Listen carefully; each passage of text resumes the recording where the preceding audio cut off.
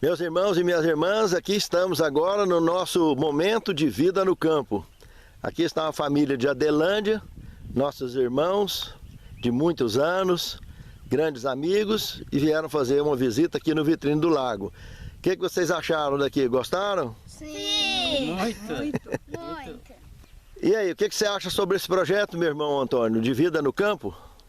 Bom, para quem conhece as profecias, sabe que vai chegar um momento que realmente a gente tem que tomar uma decisão de estar num lugar assim mais isolado para estar evitando assim problemas grandes na nossa vida, na vida da nossa família.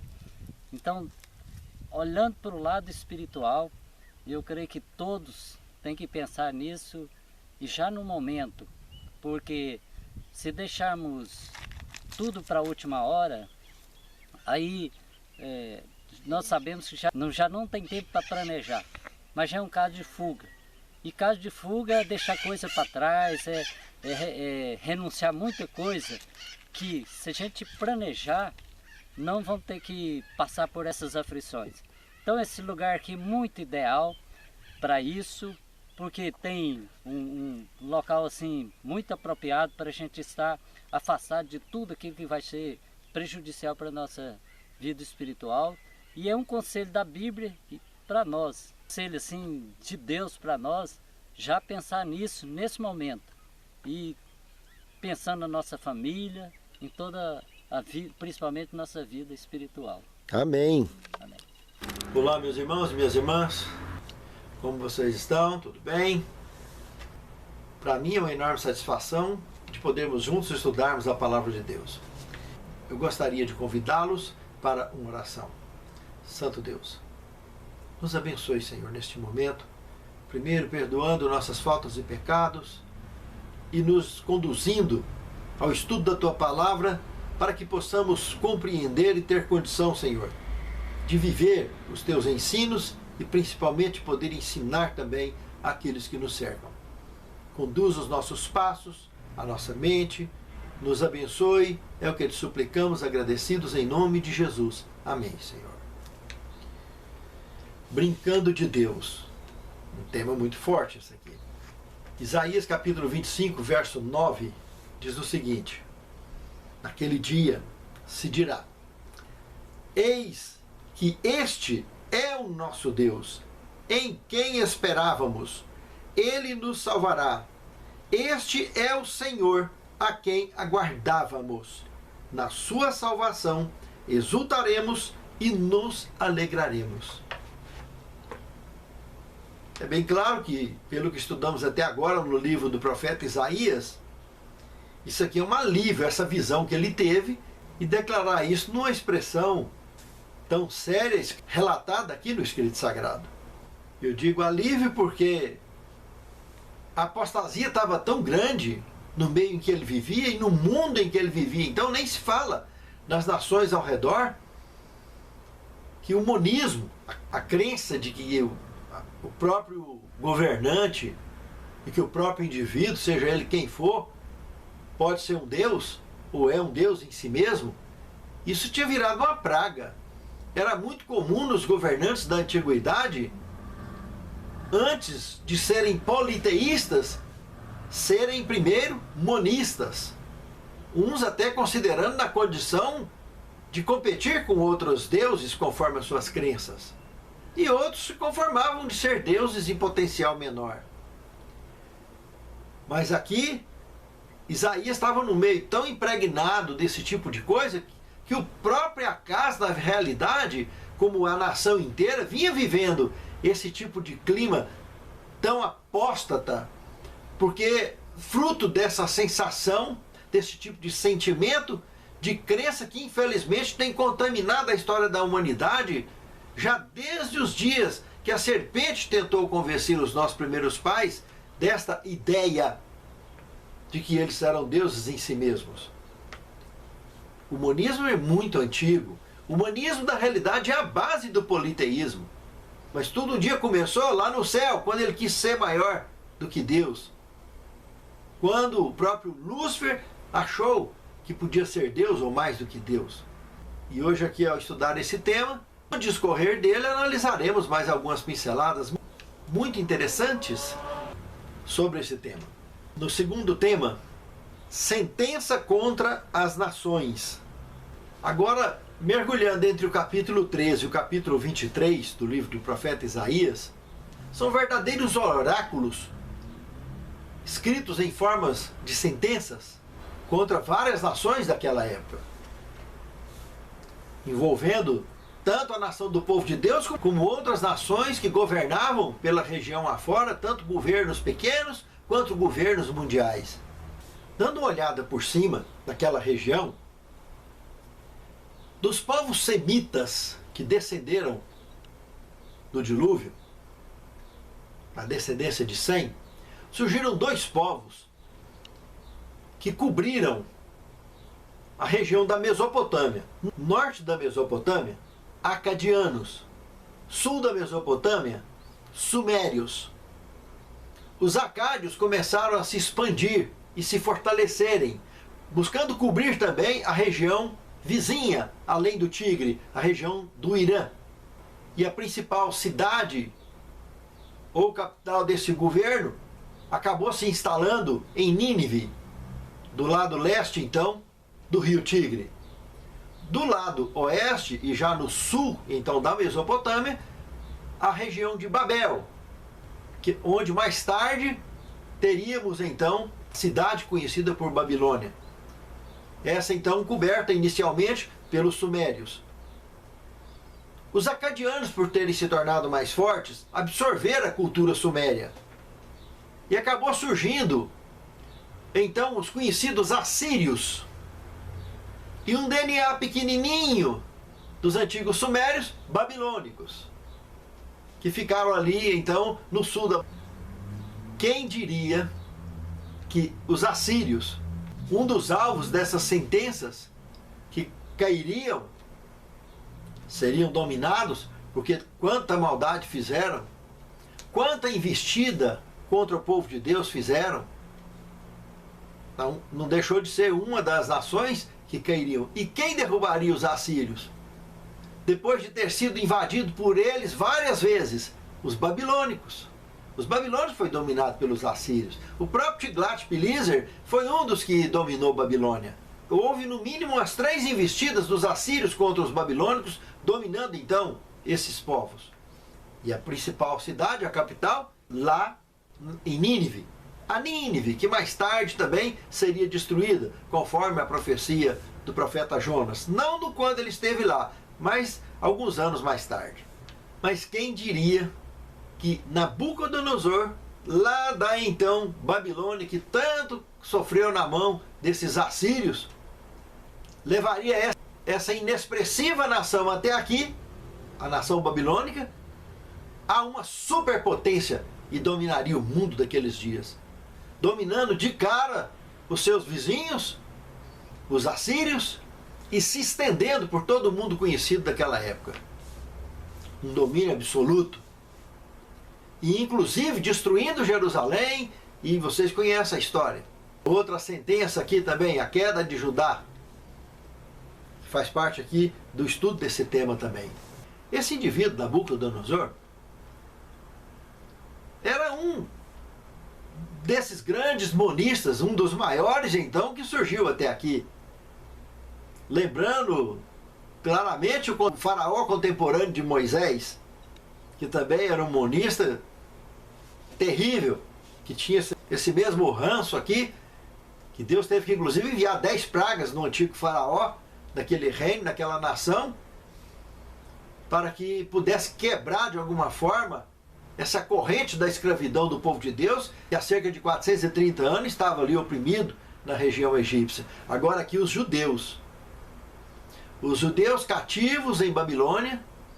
Esse Nabucodonosor, inclusive, foi chamado de servo de Deus, tanto pelo profeta Isaías quanto pelo profeta Jeremias. Ambos registraram em seus oráculos dessas sentenças que esse era servo de Deus, e Ciro também foi outro servo de Deus, também comentado pelo profeta Daniel e por Isaías também. Irmãos, para ver que situação que chegou o povo de Deus, a apostasia deles. Deus teria que chamar um governante pagão como servo dele para poder dar uma lição no povo de Deus, porque os próprios líderes da nação do povo de Deus estavam completamente perdidos, numa apostasia sem precedentes. E já vinha anos e anos se arrastando. Não foi à toa que o Reino do Norte caiu, extinguiu-se com a monarquia do Reino do Norte, e o povo foi esparramado sobre a face da terra. O Reino do Sul também caiu. Nunca mais houve monarquia em Israel depois da queda desses dois reinos. E desde então, o povo judeu passou a ficar jogado para lá e para cá nas mãos de governos que vinham governando o mundo. Até que depois da Segunda Guerra Mundial, os Estados Unidos da América devolveu a independência, fazendo com que esse voltasse a ficar de pé como nação diante de outras nações do mundo. Mas completamente alicerçado e apoiado inicialmente aos Estados Unidos e hoje a várias outras nações, sendo inclusive participante da Organização das Nações Unidas. Mas o foco principal desses oráculos, dessas sentenças, era a Babilônia. Comentamos que tanto Nabucodonosor, da Babilônia, quanto Ciro, da Medo-Pérsia, que viria mais tarde, foram chamados de servos de Deus. Esses dois sim, principalmente Nabucodonosor, depois de resistir muito, acabou se tornando um servo de Deus, se convertendo ao fim da sua vida, mas os demais que o sucederam não seguraram esse legado. Deixaram a coisa bagunçar demais e Babilônia não deixou de ser um foco desses oráculos de nações que seriam sentenciadas praticamente à destruição e à extinção. Esses oráculos escritos pelo profeta Isaías, acaba que, em suma, acabou se tornando uma grande série apocalíptica do Antigo Testamento. E pode seguramente ser somada a outras obras também apocalípticas, como os oráculos do profeta Daniel, dentre outros personagens também, que da mesma forma se alinharam em escrever matérias apocalípticas. Não só escreveram profecias voltadas para os seus dias, mas também escreveram profecias voltadas para os nossos dias, para dias muito distantes da época em que foi escrito. Por isso são considerados profetas apocalípticos. No terceiro tema, a decadência da grande Babilônia. Ainda então estudando o capítulo 13, do verso 2 ao 22 do livro de Isaías, nós temos aqui que a decadência, como comentado anteriormente, Nabucodonosor conseguiu chegar à conversão e de fato ter uma relação bacana com Deus, mas já no fim do seu reinado, depois de ter pastado, ter vivido como bicho no meio do mato, cumprindo inclusive profecia escrita pelo profeta Daniel. Mas se converteu. Mas os seus sucessores não seguraram esse legado. Foram verdadeiros apóstatas e voltaram à tona antiga, ao ranço antigo do monismo e do politeísmo e da opressão contra o povo de Deus, agindo então como se fossem deuses. E acabaram sendo, lamentavelmente, vítimas da destruição. Iniciando, é claro, por uma grande decadência. Veja, por exemplo, que segundo a profecia do profeta Jeremias, lá no capítulo 25 do livro de Jeremias, ele comenta que para os judeus ficarem 70 anos no cativeiro babilônico. Já só ficaram 68 anos. 2 anos.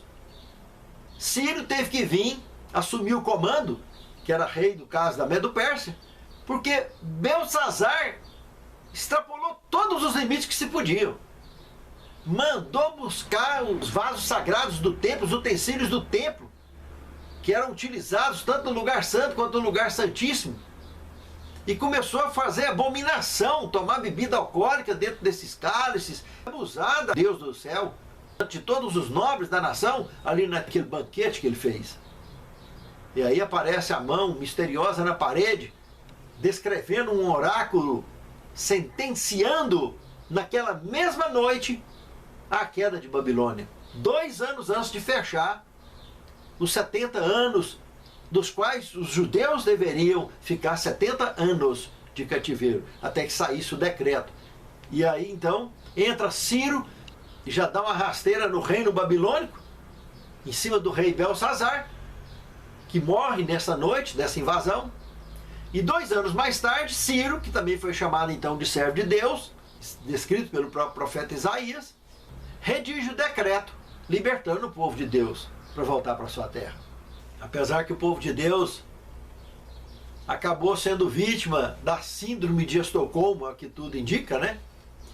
Se apaixonou pelo terrorista, pelo terrorismo, e não quiseram voltar, não. Preferiram continuar, ficar mais 80 anos lá. Levaram 150 anos para definitivamente voltarem. 539 a.C., Ciro libertou os judeus, fechando 70 anos do cativeiro. Mas só em 457 eles voltaram para lá. 80 anos mais tarde. Um total de 150 lá naquela região. 150 anos. Veja que loucura. Que coisa incrível. Só em 457 a.C. eles voltaram nos dias de Esdras, no 7º ano do rei Artaxerxes, rei da Medo-Pérsia, quando, como vemos em Esdras capítulo 7, verso 7. Só ali então voltaram. 80 anos após o fim do cativeiro. Quer dizer que eles ficaram 70 no cativeiro, como cativos, mas como libertos, vivendo na região do cativeiro, ficaram mais 80. Que loucura, hein? Inclusive, eu vou estar fazendo uma meia semana de oração, essa semana, de quarta-feira agora até sábado, onde eu estarei tratando de um tema: o medo, a ruína da fé. Parte 1, parte 2, parte 3 e parte 4. Que nós estaremos comentando sobre esses governos mundiais, esses domínios mundiais que teve aqui, sobre essa relação de Israel no cativeiro após esse período, e evidentemente o terrorismo implantado por trás desta pandemia que nós estamos vivendo. Na antiguidade também, desde o Império Romano para cá, as pestes previstas por Cristo foram outro canal de causar medo e pânico na humanidade. E muitos pagaram muito caro por isso. E hoje está aí as potestades da maldade usando esses mesmos artifícios para oprimir as pessoas, deixar as pessoas com medo em casa, e muitos não querem ir nem para a igreja mais. Estão tomando atitudes completamente amarradas em um verdadeiro desespero por causa do medo. Essas matérias serão gravadas e eu estarei postando no meu canal. Até a semana que vem, acredito que eu já consegui colocar no canal. E que Deus possa abençoar, que essa matéria possa alcançar a muitos, somando conhecimento dentro da nossa experiência cristã. Voltando então aqui ao tema, a decadência da Babilônia levou a Babilônia para o chão, essa grande nação. A decadência da grande Babilônia não foi nada mais, nada menos do que essa nação ter se tornado uma verdadeira fábrica de monistas. Peitaram o Deus verdadeiro e caíram de costa. A cidade, ao ser atacada por Ciro, ela não foi destruída, mas invasões posteriores de outros povos acabaram comprometendo a estrutura desta grande cidade. E acabou se tornando um reino inexpressivo, uma nação inexpressiva, dominada por outros povos. No quarto tema, a queda do rei do monte. Irmãos, aqui em Isaías capítulo 14, entramos num ponto delicado da revelação descrita pelo profeta Isaías. O que temos relatado do verso 12 ao 14: como caíste do céu, ó estrela da manhã, filha da alva, porque dizia em teu coração: subirei nas estrelas do céu, acima de Deus colocarei o meu trono. Irmãos, esse momento é revelado aqui nesse texto. 2 assuntos distintos. A real queda de Lúcifer, o que o levou a cair, foi a exaltação, e justamente por cobiçar o lugar de Deus no céu. Por isso ele caiu. E o Apocalipse capítulo 12, verso de 7 a 9, inclusive detalha a batalha que jogou ele aqui no chão, aqui na terra, juntamente com seus anjos. E o verso 12 do Apocalipse 12 ainda fala: alegrai-vos vós aos céus que neles habitais, né? Ficou livre do diabo. Mas ai dos que habitam na terra e no mar, porque o diabo desceu a voz, tem grande ira, sabendo que pouco tempo lhe resta. Isso é uma coisa real e incontestável. Mas os reis aqui desta época, esses monistas, tudo tinha esse tipo de exaltação no coração, porque eles eram dominados por quem promoveu o monismo desde o Éden, o próprio Satanás. Inclusive, lá em Ezequiel capítulo 28, se você observar o verso 2, vem com essa história de trono também. Só que ele queria colocar o trono dele no meio dos mares. Mas já mostrando aqui, quando ele veio para cá, dá a entender que ele ia morar ali no meio dos mares. Né? Chegou um dia, na altura do Evangelho de João, no capítulo 12, verso 31, Jesus comenta que naquele momento ali, ele estava sendo expulso aqui desse planeta de vez. Nesse tema aqui não dá tempo a gente entrar em tantos detalhes. Mas nós sabemos disso, está revelado, não foi eu que escrevi. E lá no Apocalipse capítulo 20, verso 1 ao 3, mostra o anjo chegando com a cadeia na mão e pega ele no abismo, para prender ele no abismo, e não aqui na terra. Ele está ali, é uma prova teológica incontestável, uma prova bíblica incontestável. Mas não dá tempo da gente entrar nesses detalhes, como eu disse.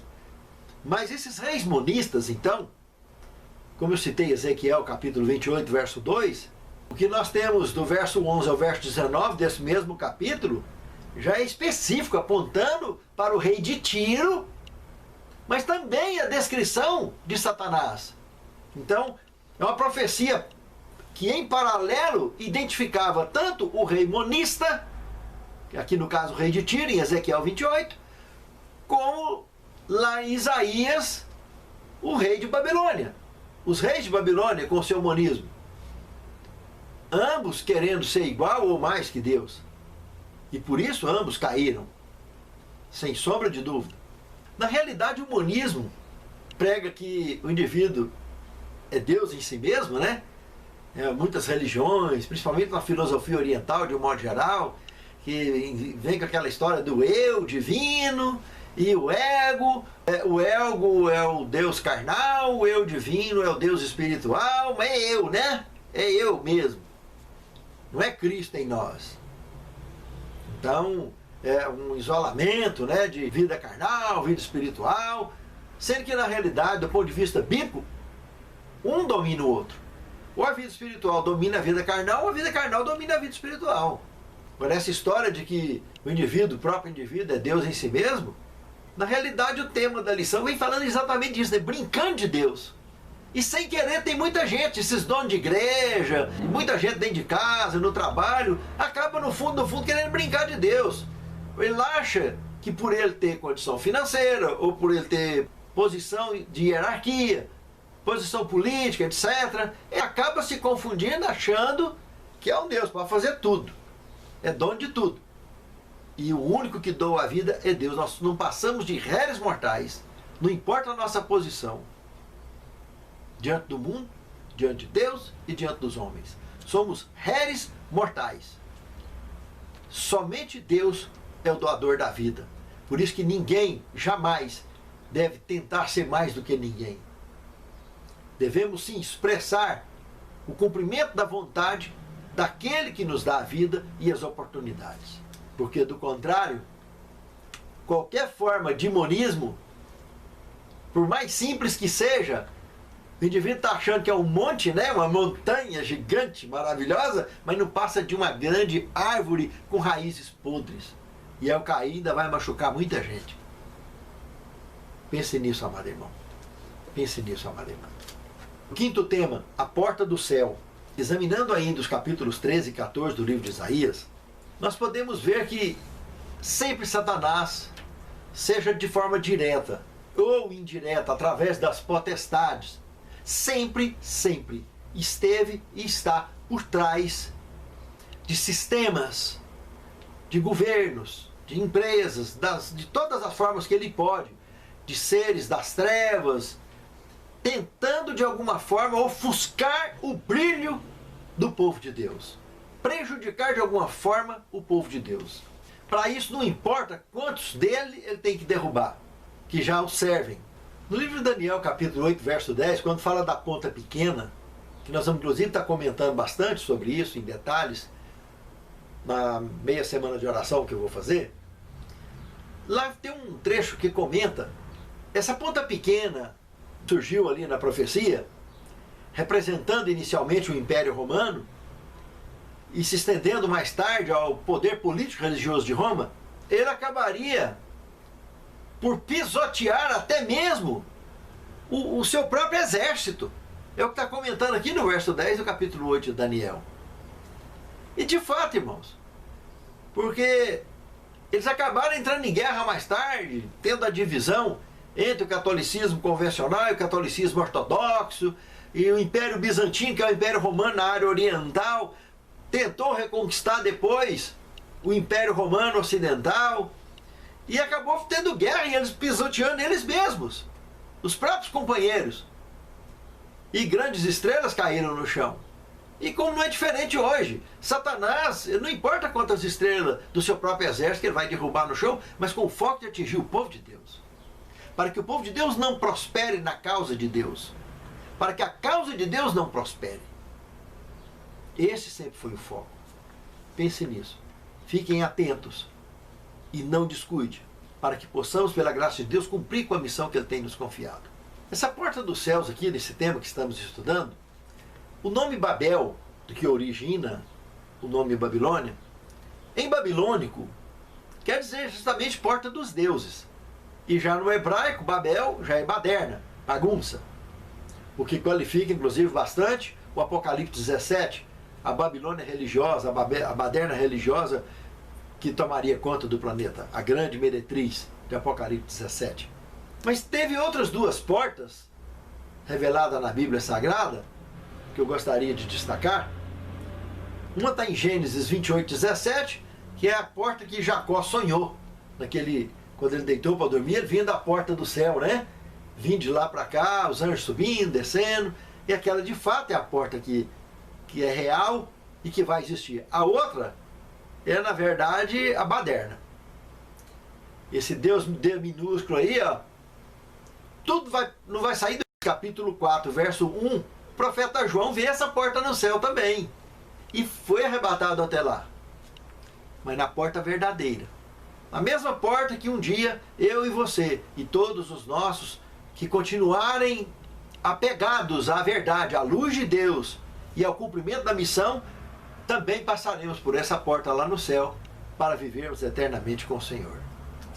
Voltando a fazer parte do projeto original de Deus como membros de raça pura, voltaremos a viver na eternidade. No sexto tema, vitória final de Sião. Irmãos, aqui analisando do capítulo 24 até o capítulo 27 do livro de Isaías, nós chegaremos à seguinte conclusão. A Babilônia, literal, caiu, se tornou nada, praticamente inexpressiva. A Babilônia espiritual está aí em alta evidência, dominando no mundo para tudo quanto é lado. A Babilônia de Apocalipse 17, a meretriz apocalíptica, a mulher, a igreja que governa sobre os reis da terra, contaminando a todos com o vinho da sua prostituição. E é uma verdadeira luta conhecermos a verdade de fato e nos permanecermos na verdade, porque a verdade nos liberta. Mas fugir da verdade é ficar preso à mentira. E seremos sempre escravos do pecado por isso. Se não aceitarmos a verdade como ela é, pura e simples como ela é. Já a Jerusalém literal aqui, como eu disse, está escorada aí hoje em grandes nações do mundo para ficar em pé. Então não tem expressão por si mais, acabou. Mas a Jerusalém que está lá no céu, aquela que vai descer aqui para a terra de novo, onde viveremos para todo sempre nela, essa é a nossa esperança. E enquanto há vida, irmãos, há esperança. Por isso que enquanto vivemos, jamais abramos mão da nossa fé no verdadeiro Deus e na sua palavra. E não tenhamos medo de ouvir, de viver e de ensinar a verdade. Pense nisso, amado irmão. Pense nisso, amado. Essa nova Jerusalém é aquela que lá em Apocalipse 21, 23, não vai precisar de sol, porque o Cordeiro é a sua lâmpada.